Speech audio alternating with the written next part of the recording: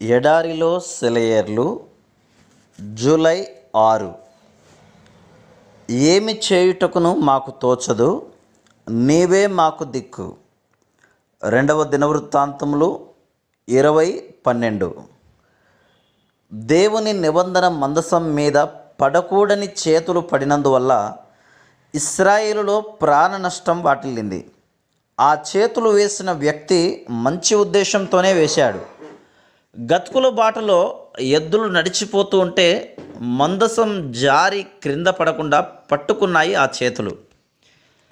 అయితే దేవునికి చెందిన దాన్ని ఆ చేతులు మానవ అహంకారంతో కలిగిన తొందరపాటు వల్ల ముట్టుకున్నాయి. వెంటనే నిర్జీవంగా ఆ శరీరం నేలకూలింది. తన తెలివిని ఉపయోగించి దేవునికి సంబంధించిన వాటిని సరిచేయాలనుకునేవాడు విశ్వాసరహితమైన వ్యక్తి. మనం దేవునిపై ఒక బాధ్యతను వదిలేసినప్పుడు ఇక పూర్తిగా మన చేతులు దులిపేసుకోవాలి.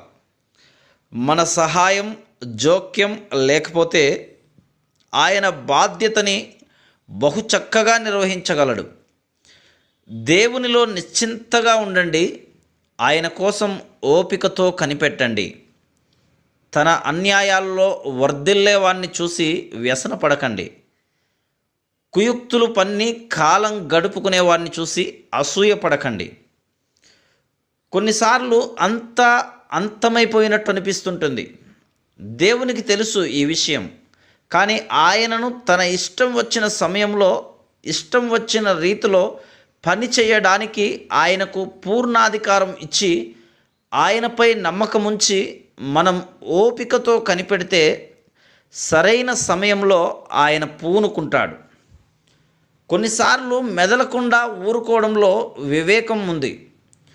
జోక్యం కలుగజేసుకోకుండా ఉండవలసిన సమయంలో కింద మీద పడి పనిచేయడం కొన్నిసార్లు హానికరం కూడా. ఎందుకంటే తన సర్వాధికారంతో దేవుడు ఆ పనిని తన ఆధీనం చేసుకున్నాడు. నిర్గాంతపోయి విన్నవించుకున్నాను, ప్రభు సరిచెయ్యి దీన్ని అంటూ. నా తలకి మించిన పని ఇది, వేలు పెట్టే సాహసం లేదు.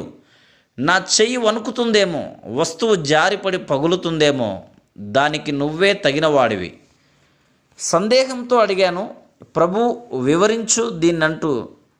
ఏది సత్యం, ఏది క్షేమ మార్గం, దేనివల్ల నాకు లాభం తెలుసుకునే తెలివి లేదు, వెళ్ళగలిగే దారి కానరాదు. నీకన్నీ తెలుసు, నాకు వివరించి తెలుపు. చిక్కుముడులు పడిపోయిన జీవితాన్ని ప్రభు చేతిలో పెడితే ఇక ఆందోళన అక్కర్లేదు. Praise the lord.